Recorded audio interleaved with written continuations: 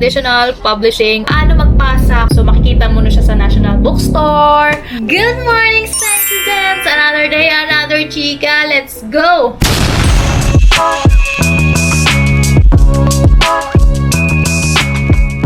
Hi guys! Welcome back to our channel. For today's video, alam nyo na nasa title na, ang ating topic for today is paano nga ba makapasok sa traditional publishing? Ano nga ba yung traditional publishing? Ipapaliwanag. Ang tanong, ano nga ba ang traditional publishing? Traditional publishing is the process where nag-English.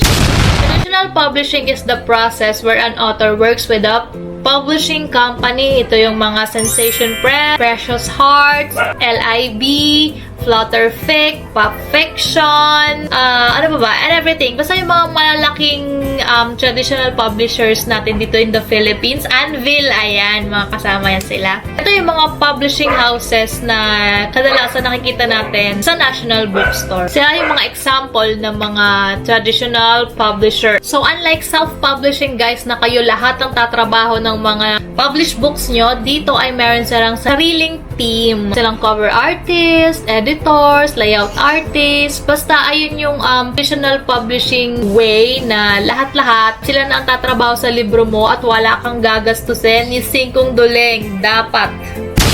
Okay? Paano nga ba makapasok sa traditional publishing? Ang sagot guys is sa tingin ko lang again, this video ay based on my experience lang and my knowledge. And kung kulang man o mali man ang sinabi ko, you are free to educate me. Just comment down your actions or kung ano man ang mga dapat ko pang malaman, no? So this is a safe space na itakel natin to para lang mabigyan natin ng mga knowledge yung mga wala pang alam sa pagpapublish ng kanilang mga libro. So,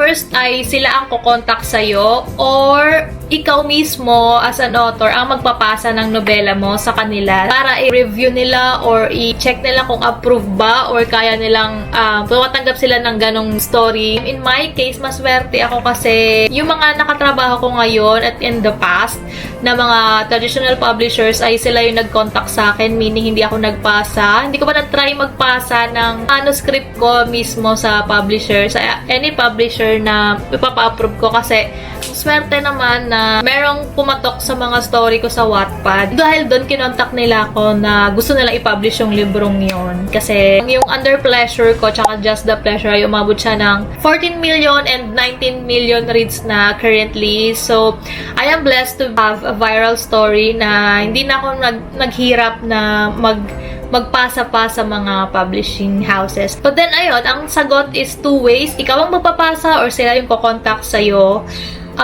para makapasok ka sa kanilang kumpanya. Paano sila kumakontak ng mga new writers na gusto nilang i-publish? Again guys, this is business, and since this is business, usually, in my knowledge lang to I think, ang talagang tinatarget ng mga publishing houses na para ikaw yung makuha nila nang hindi ka nagpapasa is meron kang sikat na story or as an author, meron kang fan base na kapag ka pinublish yung libro mo, alam na papatok at bebenta, hindi sila malulugi. Meaning, yung mga kinukuha lang or kinukontak directly ng mga traditional publisher is yung may mga fan base na nga and kilala ng mga writers. And kung may viral story ganyan, or kaya sumisikat na yung name, or kung talagang swerte, kung talagang maganda talaga yung story mo, they will directly contact you to have your story published in their company. But if wala kang maraming reads na story, hindi ka pa masyadong, nagsisimula ka pa lang and wala pa masyadong kakilala sa'yo and wala ka pang fan base, ayun nga,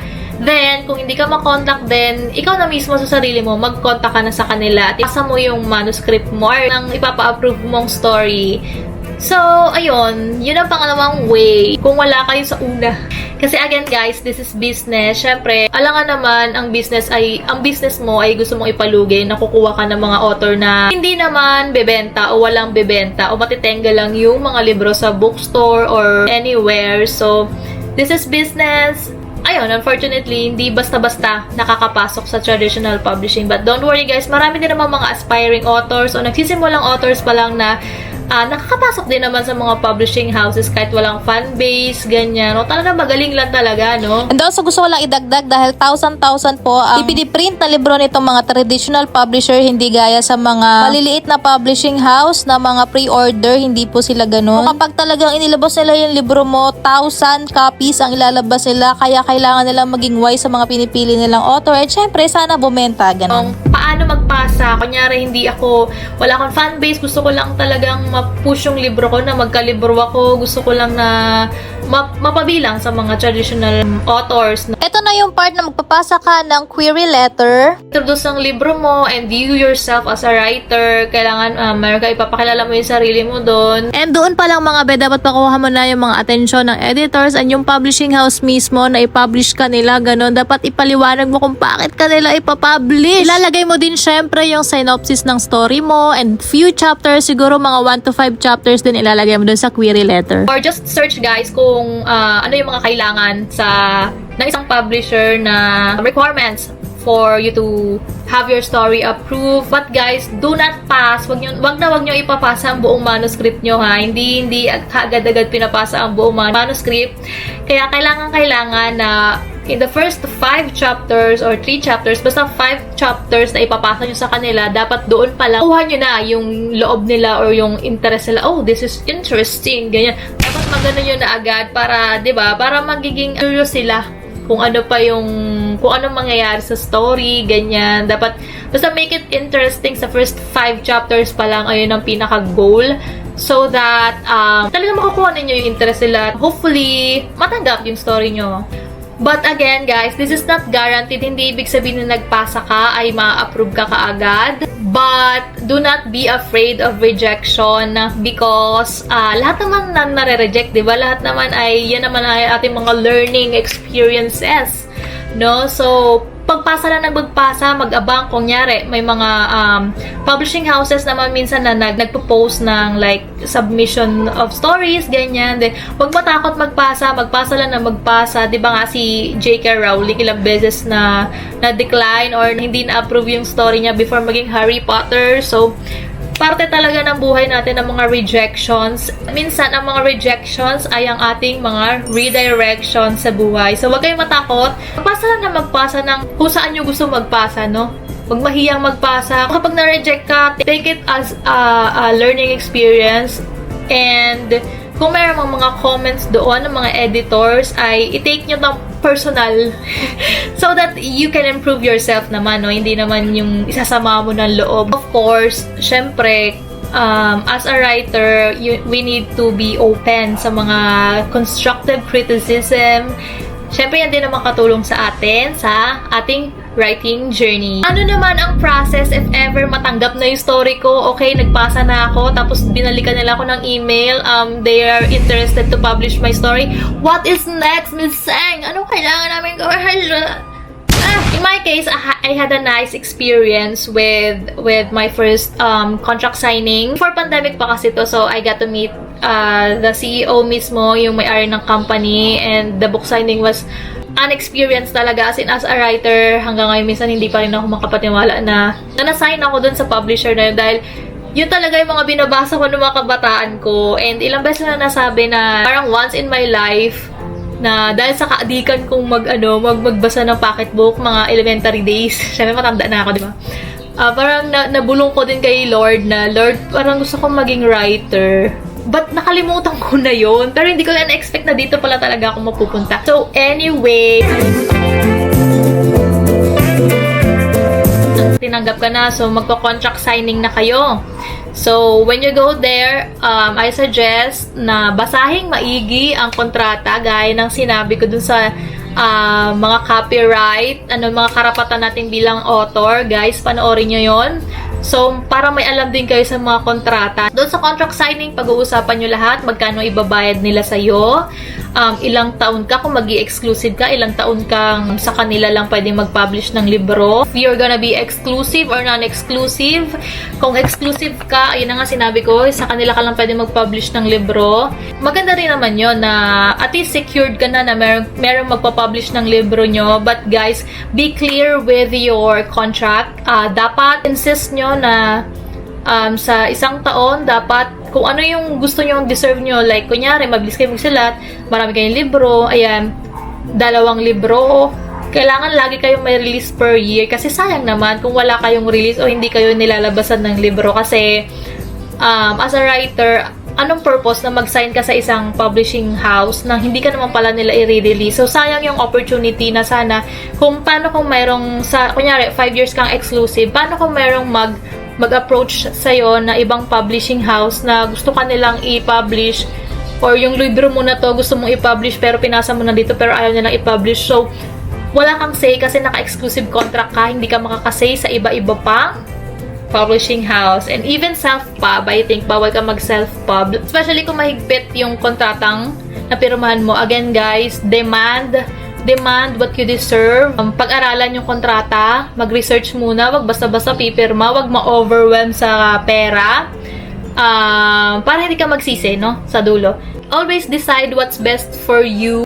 Be picky, okay? Maging mapili, be picky because that's your career on the line. So, bilang writer, dapat yung growth natin, sana tuloy-tuloy, no? Dapat hindi tayo natitenga. Negotiate, and make sure everything is clear bago ka pumirma. Dapat yung gusto mo talaga, hindi yung napipilitan ka lang. Kung ano yung terms, negotiate with the publisher for sure. Pwede naman mapag-usapan lahat ng bagay. So, ayun, negotiate and decide what's best for you. Wag basta-basta magmamadali, wag basta magdedesisyon. So, Miss Heng, okay na, tapos na yung contract signing namin, nagkaintindihan na, ito na.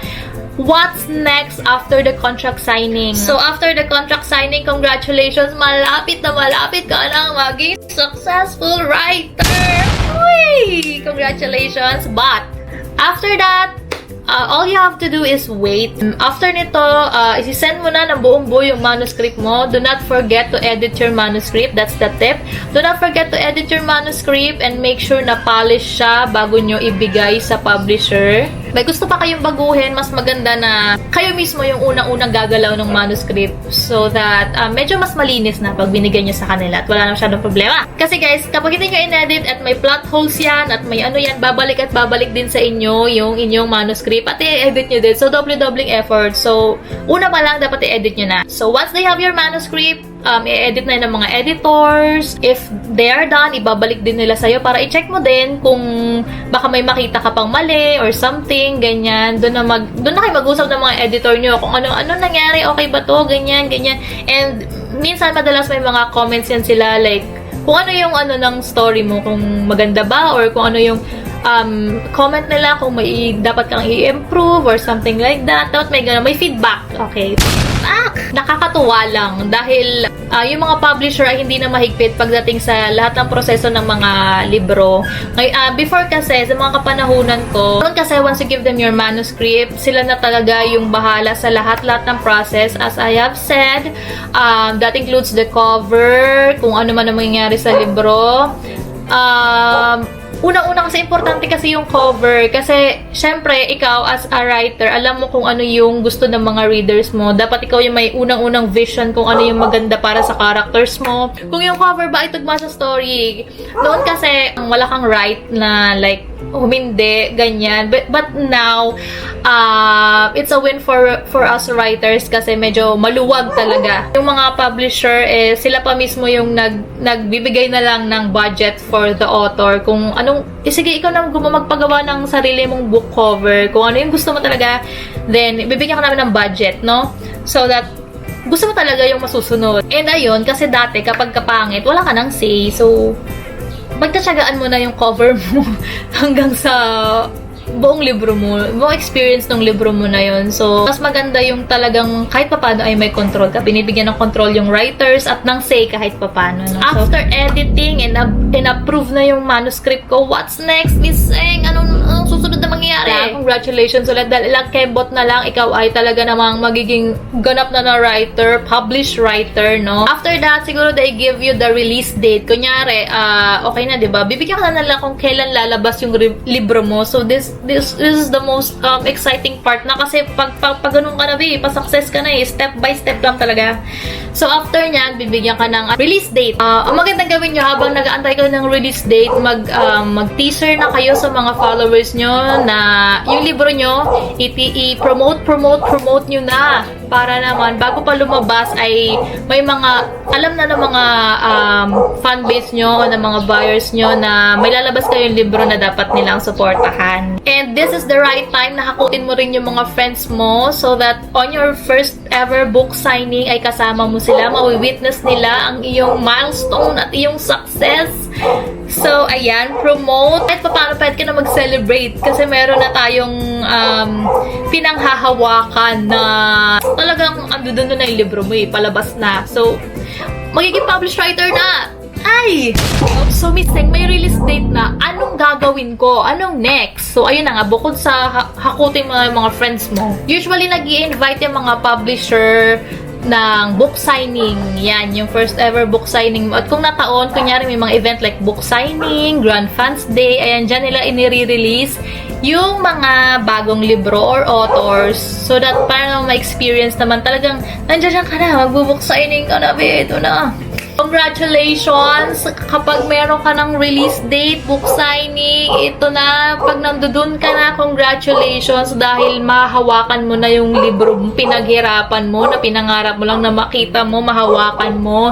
And you get to experience the best part of being a writer is yung makikipaghalubilo ka na sa iyong fans, ayan, magpipirma ka na ng libro mo. Of course, dapat maging proud na proud ka sa sarili mo dahil pinaka-milestone natin writer. And basta be proud of yourself, no? Kasi mahirap magsulat. Alam na alam natin lahat ng mga writer yan. Mahirap magsulat and hindi ganun kalaki ang kinikita ng mga writers. Para lang sa mga kaalaman nyo, no? Ganun din ang process kapag sila yung kumontak sa inyo. So, contract signing, ano pa ba?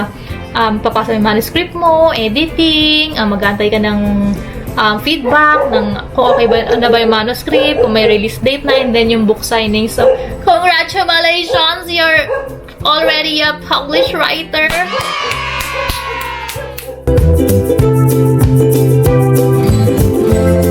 Ang pros ng traditional publishing ay wala kang babayaran. Ising kong duling, wala kang babayaran sa proseso. Mag-aantay ka na lang na nandiyan na yung libro mo. Dalawa ng pros sa traditional publishing is yung book mo ay professionally edited, okay? Professionally handled ng mga professional nating mga editor. So, ayan, wala ka nang iisipin kung wala ba ka may mali sa ano, basta ganyan.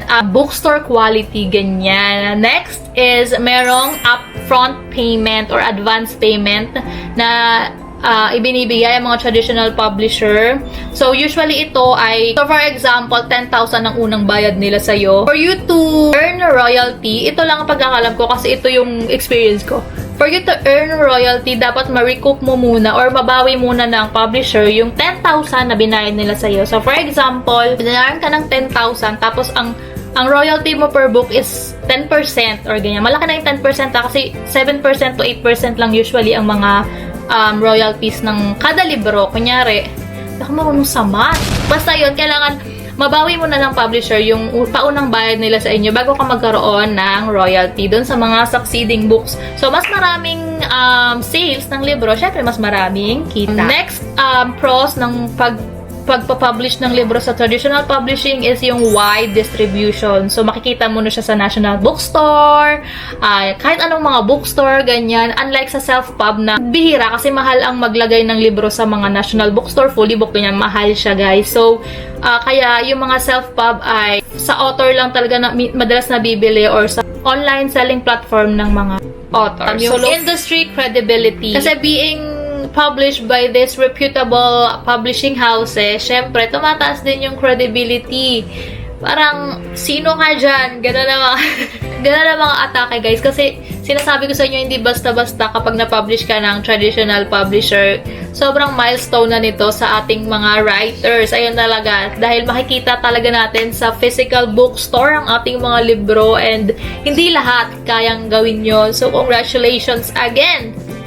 Next, potential coverage. Ito na nga, sinasabi ko, publishers can get their own event, ganyan, or interviews sa'yo. Mas marami kang exposure like MIBF, ayan, magi-invite sila mga book signing mo na hindi kayang gawin or hindi basta-basta magagawa ng kapag nag-self-pub ka lang ng libro mo. Kasi nga, parang pag nag-self-pub ka ikaw lahat, so hindi ka makaka-attend ng mga book signing unless may kakilala ka na publish ng libro na kung pwede ka makipag-sign ng libro mo dun sa booth nila or something like that. Hindi basta-basta makukuha yun pag tayo nag-self-publish. Pero sa traditional publishers, kayang-kaya nilang gawin yon. So, ayun, ang the best marami kang event na pwede mapuntahan and book signings, ganyan, and media coverage, mga ganyan. Of course, yung logistical works. Ayan, pag nag-self-publish ka sa sarili mong libro, ikaw ang ordering, ang shipping, ikaw lahat ang gagawa. But traditional publisher, sila mismo ang mag-ship ng mga libro sa mga buyers, and also, may mga promotions din yan na for you, extra promotions for you. Pero guys, sinasabi ko sa inyo, being a writer, kailangan promote ka ng promote nyo, okay? Kasi sino ba naman ang unang-unang magmamahal ng libro nyo kung di kayo din dapat? Bago mahalin ng iba yan, dapat kayo muna ang magmamahal. Ano naman, Miss Seng? Ano naman ang mga cons nitong mga traditional publishing? Ano naman ang mga it's a no-no pagka nag-publish ako sa traditional publishing? Ano naman ang mga cons when I publish my books with traditional publishers? So, ito naman ang mga number one, long waiting time kapag maraming writer. Siyempre, maraming writer sa mga traditional publisher. Siyempre, lahat kayo niyan ay talagang tatrabahuin. So, madalas, once a year, maswerte na yun, once a year, maririlisan kayo ng libro. Kaya nga sinasabi ko sa inyo, dapat sa kontrata, linawin nyo, dapat lagi kayong may release. Kung meron kayong natapos na libro, ipa-approve nyo agad. Bigyan kayo ng mas malinaw na plano. Kung anong plano, ano pa plano nyo sa mga libro ko? Like, pwede ba ako mag-publish ng libro 2 times a year o 3 times a year or more, ganyan. Ayun, so long waiting time. So, pangalawang cons, ito na nga, loss of creative control, no? Kasi kadalasan sa mga traditional publishers, sila talaga yung tumatrabaho na bayang writer na lang is aside sa pag-edit ng manuscript at promotions, sila na yung gagawa, no? Pero nga, sinabi ko, luckily, ay pumapayag na yung mga traditional publisher na ang author magdesisyon sa kanilang mga book cover, which is very, very, very win for us.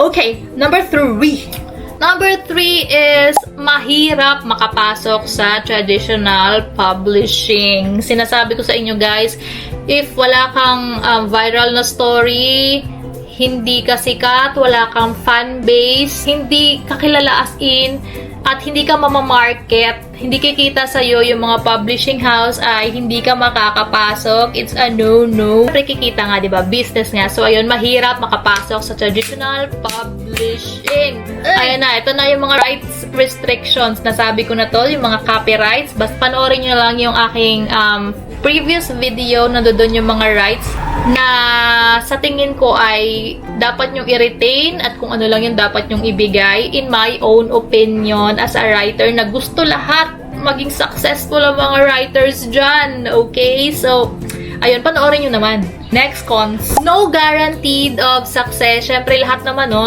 kahit naman mag-self-pub ka, no guarantee of success din naman. Kasi, syempre, depende nga sa benta mo, yung iyong kikitain at kung mababawi mo ba kung marerecoup mo ba yung royalty na advance payment na ibinigay nila sa inyo. In my case, I never had or I never received royalty kasi hindi naman talaga mabenta yung mga libro ko.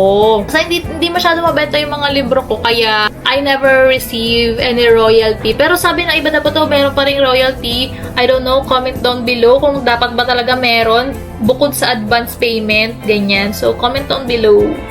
And lastly, ayun na nga sinabi ko, usapang royalty is bago ka kumita nga dun, kailangan mo muna mabayaran o ma-recoup sa mga sales ng benta ng libro mo yung iyong advance payment. So, wala kang royalty kung wala kang advance payment. And also, mababa din naman yung royalty.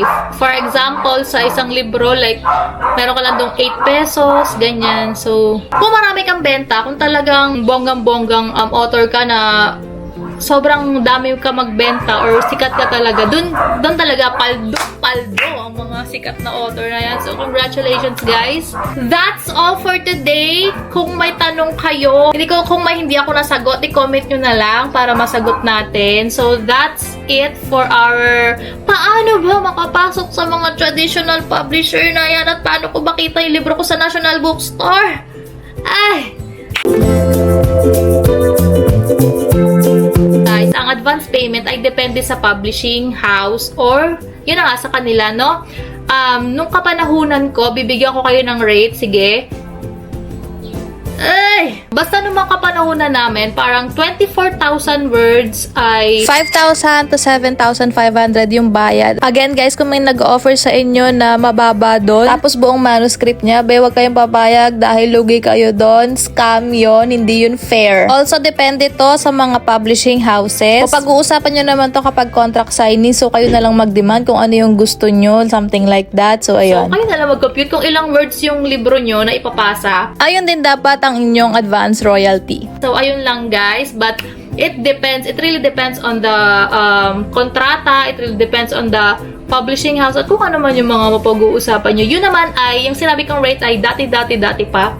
And, I hope na tumaas, no? Kasi hindi naman laging may release ang mga author. Minsan, wala pa nga per year. Minsan, isa lang. So, hindi siya makakabuhay talaga ng pamilya. So, ayun lang. Tatapusin na natin to guys. See you on my next vlog and Chika Minute. I prepared a lot of topics on our next vlog. So see you, Sanctizens!